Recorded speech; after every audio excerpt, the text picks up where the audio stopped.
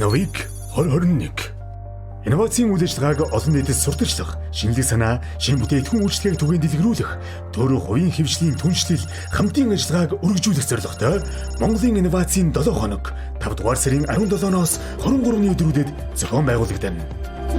Монголын инновацийн 7 хоног арга хэмжээний хүрээнд үндэсний инновацийн хөгжил форум, инновацийн шилдэг бүтээгдэхүүн үйлчлэгээний олон улсын цахим үзэсгэлэн, онол практикийн болон олон улсын эрдэм шинжилгээний хурал сургалтууд, бүтээлч сэтгэлгээтэй залуу судлаач оюутнуудын Best Paper Awards, эрдэм хакатон, Startup Weekend уралдаан тэмцээнүүд, инноватор 21 цуврал лекц, гарааны бизнесүүдэд хөрөнгө оруулалт татах уулзалтууд, pitch, demo day болон бусад арга хэмжээнүүд болно. Innovik 2021 олон нийтэд инновацийн соёлыг түгээн дэлгэрүүлэх шинэ мэдээллийг, технологиг бий болгох, нутагшуулах, за төр хувийн эмчлийн түншлэлийг бэхжүүлэх, инновацийн соёлыг бүтээх, үндэсний инновацийн экосистемийг бүрдүүлэх зорилготой Монголын инновацийн 7 хоног арга хэмжээ жил болгон уламжлалт зохион байгуулагддаг. 2021 оны Монголын инновацийн 7 хоног арга хэмжээ маань 5 сарын 17-ноос 23-ны өдрүүдэд цахим хэлбэрээр зохион байгуулагдахаар төлөвлөн ажиллаж байна. Уг арга хэмжээний хүрээнд төрөл бүрийн хөрөнгө оруулалтын уулзалтууд, цахим хэлэлцүүлүүд, хурлууд, сургалтууд, онлайн цахим үзэсгэлэн зэрэг маш олон төрлийн арга хэмжээ зохион байгуулагдана. Арга хэмжээнд маань төрийн хөвшил, хувийн бизнесийн байгууллагууд, маш олон байгууллагууд бол хамтран оролцож байгаа. Тэгээд та бүхэн маань Монголын инновацийн 7 хоног арга хэмжээнд идэвхтэй оролцоогоорой. Үндэсний инновацийн форумын үйл ажиллагаанд оролцож байгаа та бүхэндээ энэ өдрийн амар амгалан гэрээ мэдчилье. Монгол улсад шинжлэх ухаан дээд боловсрол, аж үйлдвэрийн байгууллагууд шинэ мэдлэг, дэвшилтэт технологиг бий болгох, нэмэн өртөг шингэсэн, өрсөлдөх чадвартай технологийн бүтээгдэхүүн үйлдвэрлэх, үйлчлэгийг үйлдвэрлэж зах зээлд нэвтрүүлэх, инновацийн үйл ажиллагааг хөгжүүлэх гэж хэлсэн бодлого хөтөлбөрийг хэрэгжүүлж эхэлснээс хойш даруй 10 гаруй жил өнгөрчээ. Өнгөрсөн хугацаанд бид тодорхой амжилтанд зорилтуудад хүрсэн боловч шинэ мэдлэг технологиг эдийн засгийн хэрэглэнд оруулах, ашиглах үйл ажиллагааг төрөөс эдийн засаг санхүүгийн арга хэрэгслээр дэмжих механизм нь өөрөө тодорхой бус, арга хэлбэр нь тодорхой бус, хөрөнгө оруулалт нь хангалтгүй байгаа нь инновацийг хөгжүүлэхэд саад бэрхшээл учруулж ирснийг та бүгд мэднэ. Манай улсын экспортын 93%-ийг эрдэсийн салбар эзэлж байна. Нэгдсэн үндэсний байгууллагаас гаргасан улс орнуудыг эренблэх чансаагаар Монгол улс мэдлэгийн индексээр 2019 онд нийт 138 орноос 76 дугаар байранд бичигдэж байсан бол 2020 онд 72 дугаар байранд орсон нь өнгөрсөн цаг хугацаатай харьцуулахад ахиц дэвшил мэт боловч мөн чанартай тийм чангалтай үзүүлэлт биш юм а. Түүнчлэн судалгаа хөгжүүлэлт инновацийн индексээр 2018 онд 138 орноос 71 дугаар байранд орж исэн бол 2020 онд 5 байрыг урагшилж 66 дугаар байранд бичигдсэн. Мөн дэлхийн эдийн засгийн форумоос хамгийн сүүлд гаргасан 2019 оны дэлхийн өрсөлдөх чадварын индексээр манай улс 141 орноос 102 дугаар байранд орсон үзүүлэлттэй байна. Дээрх үзүүлэлтүүдээс харахад үндэсний инновацийн тогтолцоог хөгжүүлэх стратегийн хэрэгжилт, инновацийн үйл ажиллагаа дөнгөж эхлэлийн шатанд байна гэж хэлж болно. Уул уурхай, хөдөө аж ахуй, түүхийн эдэд тулгуурсан эдийн засгаас аж үйлдвэржилт, мэдлэг мэдээлэл түшиглсэн эдийн засаг шилжилтийг хэрэгжүүлэх, улс орны өрсөлдөх чадварыг дээшлүүлэх, эдийн засгийн төрөлжилтийг сайжруулахад технологи, инновацийн үйл ажиллагааг бүхий л салбарт нэвтрүүлэх, түгээн дэлгэрүүлэх нь олон талын ач холбогдолтой. Хүчин чармаалт цаг хугацаа бид бүхнээс шаардсан нарийн үйл ажиллагаа юм а гэдгийг онцлон тэмдэглэхийг хүсэж байна. Ерөнхий утгаараа инновац гэдэгт тэргүүний мэдлэг туршлага, технологиг ашиглан баялаг бүтэехийг ойлгох бөгөөд инновацийн үйл ажиллагааны үр дүнд зах зээл шинэ бүтээгдэхүүн үйлчилгээ нэвтэрч хэрэглэгчийн хүртээл болж чаддаг. Үндэсний инновацийн үр ашигтай тогтолцоог бүрдүүлэн хөгжүүлэхийн тулд эдийн засаг нийгэм шаардлагатай мэдлэг технологиг цаг тухайд нь бий болгох, тэргүүлэгч орнуудаас дамжуулан нутагшуулах, үйлдвэрлэл үйлчилгээнд нэвтрүүлэн ашиглах замаар үйлдвэрлэлийн бүтээмж, үр ашиг, өрсөлдөх чадварыг дээшлүүлж, үндэсний баялагийг нэмэгдүүлэх чиглэсэн үйл ажиллагааг цогцоор нь дэмжин хөгжүүлэх шаардлага зүй ёсоор үүсдэг. Энэ нь шинэ болон дэвшилтэт мэдлэг технологи бий болгогч мэдлэгийн институтууд, түүний хэрэглэгч технологи суурилсан аж үйлдвэрийн салбарыг төрийн зүгээс бий болгох хөгжүүлэн дэмжих шаардлагатай гэсэн үг юм а. Үүний тулд эдгээрийг дэмжсэн санхүүгийн оновчтой зөв тогтолцоо бүрдүүлэх, өндөр мэрэгжилтэй, бүтээл сэтгэхүйтэй, байгалийн ухааны болон инженер техникийн боловсролыг эдийн засгийн менежментийн боловсролтой хослуулан эзэмшсэн антрепренеур боловсон хүчний бэлтгэх, нийгмийн бүхий салбарт инновацийг хэрэгжүүлэх, ирэмэлцэл хамтын ажиллагааг хөгжүүлэн дэмжсэн эрх зүйн таатай орчин бүрдүүлэх шаардлагатай. Монгол улсын хувьд дэлхийн зах зээлийн түүхийн эдийн үнийн хэлбэлцлээс хамааралгүй нэмэн үртэг ихэр шингэсэн бүтээгдэхүүн үйлдвэрлэдэг, хүн амын боловсрол, үндэсний шинжилгээ ухаан, технологийн хөгжлийн түвшинг эрс дээшлүүлж, олон улсын түвшинд хүргэх, үндэсний өрсөлдөх чадварыг сайжруулах зэрэг олон талын ач холбогдолтой инновац тулгуурласан үйлдвэрлэл үйлчлэгээ хөгжүүлэхэд онцгойлон анхаарах шаардлагатай байна. Өнгөрөх 2020 онд шинээр бүрдсэн улсын их хурал Монголын парламентын түүхэнд анх удаа инновац цахим бодлогын асуудал эрхэлсэн байнгын ороотой болсон нь бидний хувьд томоохон ахиц дэвшил юм а.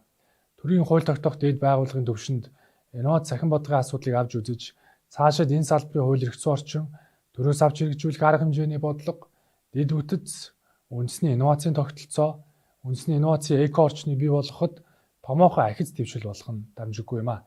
Түүний төлөөч миний бие болон инновац цахим бодлогын байнгын орооны гишүүд, улсын их хурлын гишүүд анхааран ажиллаж байна. Ялангуяа инновацийг хөгжүүлэхтэй холбоотой дараах асуудлуудыг онцгойлон анхаарах болно.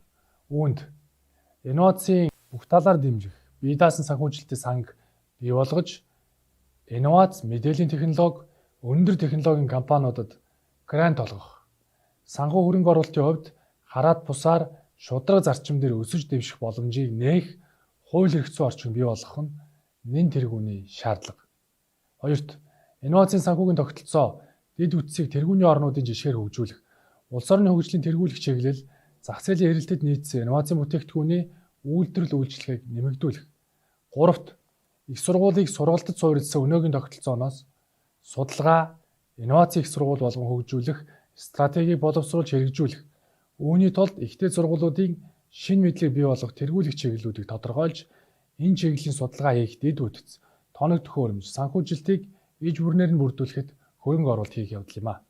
Дөрөвт, их сургууль эрдэм шинжилгээний хүрээлэн технологийн бизнес эрхлэх, гарааны компанийг байгуулах, багш судлаачид судалгааны үр дүнгээ аж үйлдвэрт нэвтрүүлэн ашиглах үйл ажиллагааг дэмжих.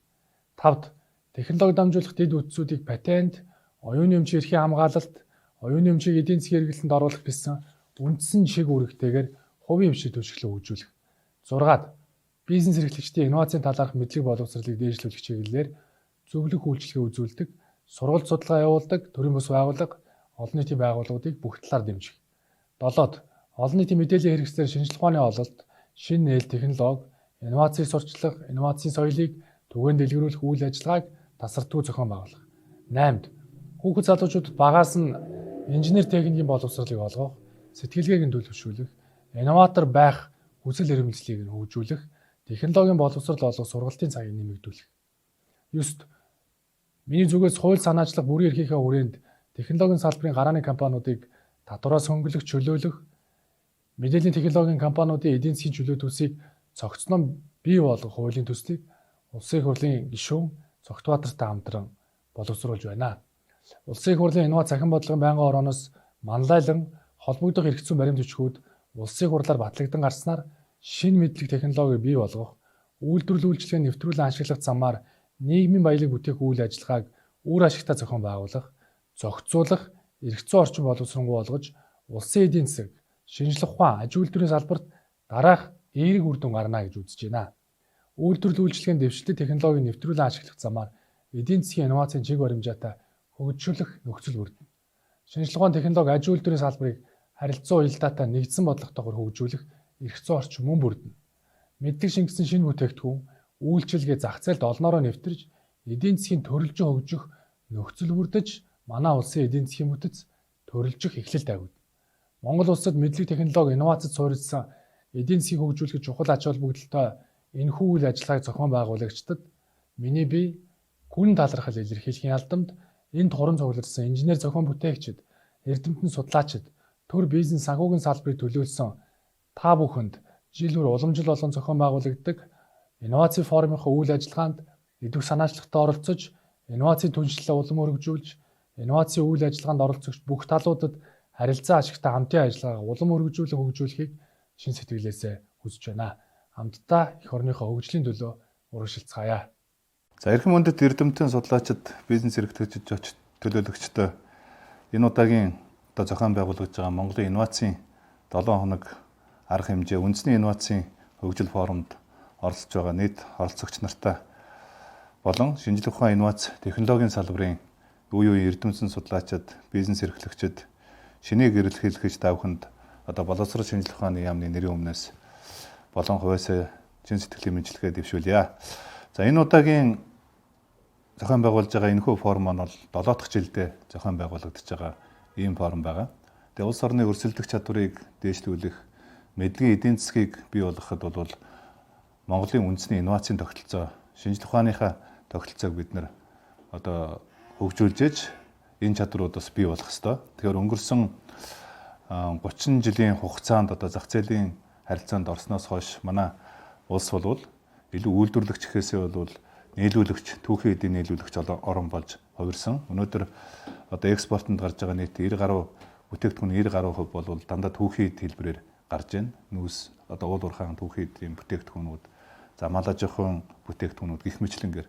Тэгэхээр аливаа улс орны хөгжих хамгийн гол чухал үзүүлэлт бол экспортлж байгаа бүтээгдэхүүнд аль болохоор мэдлэг шингээсэн, аль болохоор инновац шингээсэн энэ бүтээгдэхүүнүүдийг үйлдвэрлэх, үндэсний чадах бий болсон тохиолдолд шинжлэх ухаан инновац хөгждөг ийм жишгтэй байгаа. Тэгэхээр хөгжсөн улс орнууд бол шинжлэх ухаандаа илүү их мөнгө зарсан, эрдэмтдтэй дэмжсэн, за инновацтай илүү их мөнгө санхүүжилт дэмжсэн ийм улс орнуудаас хөгждөг юм байна гэдгийг бол бид нар ойлгож мэдэрч байгаа. Тэгээд ойрын жилүүдэд бол бид нар энэ төрөөс инновацийн талаар баримтлах бодлогын бичиг баримт, за үндэсний инновацийг хөгжүүлэх хөтөлбөрүүдээ бас шинжилж батлах.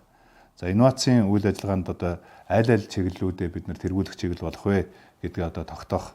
За энэ дээрээ үндэслэж хөрөнгө санхүүжилтийн засаглалын асуудлуудыг тодорхой болгох ийм эрх зүйн шинжилгэүүдийг хийх ийм шаардлагууд байна. За мөн шинжлэх ухааны технологийн сангийн санхүүжилтийг ил болгох, захин болгох, за мөн шилэн болгох. Ингээд энэ шинжлэх ухааны технологийн сангаас бүх инновац, мэдлэг, технологи үйлдвэрлэж байгаа энэ бүх хүмүүсийн энэ санхүүжилтийн хүртээмжийг дээшлүүлэх ийм шаардлагууд байна гэж үзэж байгаа. За тэгэхээр хамгийн ойрын жишээ бол улс орны өмнө тулгамдж байгаа асуудлыг шийдэж чадсан хамгийн ойрын жишээ бол саяын манай анагаахын үндэсний их сургуулийн эрдэмтдийн бүтээсэн коронавирусыг шүлснээс илрүүлэх юм онцлогыг хийсэн том инновацийн бүтээгдэхүүн болж чадлаа. Тэгээ энэ маань юу хэлж байна вэ гэхээр манай Монгол эрдэмтэд инновац бүтээж байгаа, мэдлэг бүтээж байгаа энэ хүмүүс бол дэлхийн хэмжээнд өрсөлдөхүүц ийм патент инновацийг бүтээгдэхүүнүүдэд бий болгох юм үндэсний чадвараас бий болсон байна гэдгийг үзүүлж байгаа. Тэгэхээр энэ чадвар дээрээ үндэслэж бид нар цаашдаа судалгааны их дээд сургууль болон энэ шинжлэх ухааны академи, за шинжлэх ухааны академи болон түүний харьяа судалгааны хүрээлэнгүүдийг дэмжих, эднэрийн засаглалын асуудал, санхүүжилтийн асуудлуудыг дэмжих юм зайлшгүй шаардлага бас байгаа. За шинжлэх ухаан инновацийг үнэлдэг үзүүлэлтүүдээр бол бид нар дэлхийн улс орнуудаас нэлээд хойно явж гэнэ гэж хэлж болно. Би хоёрхан үзүүлэлтийг бас дурдахыг хүсэж байна. Энэ нь бол 1 сая хүнд ногддог эрдэмтдийн тоогоор биднээс хөгжил дутуу байгаа улсуудаас даруй 3 дахин бага байгаа. Жишээ нь сая хүн амд бид нар 500 орчим эрдэмтэд ногдож байгаа энэ үзүүлэлт. 1500-аас 1800 орчим эрдэмтдтэй улс гэдэг бол шинжлэх ухаан инновац хөгжүүлэх ийм үндэслэл байхгүй байна. Хамгийн наад захтай гэхэд бид нар энэ эрдэмтдийн тоог 3 дахин нэмэх. За шинжлэх ухаан инновацийн салбарт хийж байгаа санхүүжилтийн дүнг өсгөх, дотоодын нийт бүтээгдэхүүний 1% хүргэх ийм зайлшгүй хэрэгцээ шаардлагууд бол байна. Тэгэхдээ шинжлэх ухаан инновацийн салбарт хийж байгаа судалгаа бүтээлүүд бол тухайн улс орныхоо хөгжлийг дэмждэг, тухайн улс орныхоо өмнө тулгамдж байгаа асуудлуудыг шийддэг ийм шийдлүүд байх ёстой юм. Тэгээ өнгөрсөн хугацаанд манай шинжлэх ухааны технологийн сангаас санхүүжүүлсэн 5000 гаруй судалгаанууд, нийт 180 орчим тэрбум төгрөгөөр санхүүжүүлсэн судалгаанууд яг өнөөдөр хэдэн патент, хэдэн эдийн засгийн эргэлтэнд орсон бэ гэдэг дээр бол бас тийм сэтгэл төрөх үзүүлэлтүүд биш байгаа. Тэгэхээр өнөөдөр энэ шинжлэх ухаан инновац зарцуулж байгаа санхүүжилтийн үр ашигтай хамгийн оновчтой хувилбартай шилжүүлэх юм зайлшгүй шаардлагууд байна гэж үзэж байгаа. Тийм учраас энэ удаагийн зохион байгуулж байгаа чуулга уулзалтыг зөвхөн хурлын хүрээнд хийхгүйгээр за одоо яг ингээд шинжлэх ухаан дээр судалгаа хийж байгаа инновац патент бүтээж байгаа хүмүүсийг бид нэр хөрөнгө оруулагч нартайгаа уулзах одоо үндэсний хөрөнгө оруулагч нар бол ингээд манай Монголд бий болсон энэ мэдлэг бүтээл патентыг эдийн засгийн эргэлтэнд оруулах энэ санхүүгийн механизм болох энэ хөрөнгө оруулалтын сан, венчур сан гэх мэтлэнгээр ингээд шинэ хэлбэрүүдийг одоо бий болгох ийм шаардлагууд өнөөдөр байна гэж харж байгаа. Тэгэхээр энэ удаагийн манай зохион байгуулж байгаа зөвлөгөөн болвол их ажил хэрэгч шинэ хэлбэрээр зохион байгуулагдж байгаа. Захин технологи, дижитал шилжилтийг бид нар яг яаж хийх юм? Монголын хамгийн зөв загвар нь ямар байх юм? За манай хамгийн одоо бүтээмж өндөртэй байж болох одоо салбар бол хөдөө аж ахуйн салбар байгаа. Хөдөө аж ахуйн салбарт хийгдсэн манай дөрвөн хүрээлэн дээр хийгдсэн асар олон суурь судалгаанууд болон хэрэглээний судалгаа, за патентууд байна. Хамгийн гол нь энийг эдийн засгийн эргэлтэнд оруулахын зөв механизмыг хийх ийм шаардлага байгаа. Цаашдаа Монгол улсад бол энэ биотехнологи ангаахыг хөгжүүлэх маш том чадвар хос байна гэж үзэж байгаа. Хүнс, хөнгөн үйлдвэр, дэд үтсийн салбарт одоо шинжлэх ухаан, инновац технологиг хөгжүүлэх ийм зайлшгүй шаардлага өнөөдөр үүсч бий болж байна. Тэгээд соёлын инновац бүтээч үйлдвэрлэлүүдийг бий болгох цаашдаа яг энэ бүтээч үйлдвэрлэл болон энэ патентуудыг зах зээлд нэвтрүүлдэг хамгийн зөв хувилбарлах энэ гарааны компани технологи дамжуулах төвүүдийг барьж байгуулах ийм ажлууд байна. Тэгээд 2020 онд Монгол Улсын засгийн газар түүхэндээ байхгүй хамгийн том хөрөнгө оруулалт болох одоо үндэсний шинжлэх ухаан инновацийн кластерын төвийн 100 орчим тэрбум төгрөгийн зохицлбор барих ажлууд бас эхэлж явагдаж байгаа. За энэ зохицлбор баригдсанаар бол жинхэнэ утгаараа Монгол улсад бол шинжлэх ухааны инновацийн үндэсний паркууд бодит утгаар одоо бий болох ийм сайхан одоо он жилүүд болж байна гэж бодож байна. Тэгээд энэ жил бол Монгол улсад шинэ цагийн боловсрал үүсч өгсөний 100 жилийн ой. За мөн одоо шинэ цагийн шинжлэх ухаан үүсч өгсөний 100 жилийн ойтой давхцаж манай энэ удаагийн үндэсний инновацийн 7 хоногийн арга хэмжээ давхцаж хийгдэж байгаа их онцлогтой арга хэмжээ юм аа. Тэгээд инновацийн бүтээмжийг, өгөөжийг Монгол хүн бүхэн хүртэх ёстой. Тэгэхээр ингээд инновацийн тухай ойлголтууд, шинжлэх ухааны тухай ойлголтууд, инновац шинжлэх ухааны чиглэлээр хийгдэж байгаа бүтээлүүд Монгол улсын одоо өрсөлдөх чадварыг дээшлүүлсэн ийм чадварыг бий болгосон судалгаа бүтээлүүд байх ёстой гэж ойлгож байгаа. Тэгээд ингээд энэ удаагийн форумд оролцож байгаа нийт оролцогч нартай форумыг одоо амжилттай хэрэгжүүлэх, энэ формоос тодорхой үр дүн гаргах, хөрөнгө оруулагч нар тодорхой инновац технологийн салбарт одоо хөрөнгө оруулах шийдвэрүүдийг гаргасан ийм ажил хэрэгч уулзалт байгаасаа гэж хүсэж байна. Тэгээд уулзалтанд орж байгаа, зөвлөгөөнд оролцож байгаа бүх хүмүүст одоо ажлын өндөр амжилт хүсээрөөё. Монгол улсын одоо инновац шинжлэх ухааны хөгжлийн төлөө одоо хамтарч ажиллахыг та бүдээсээ уриалж байна.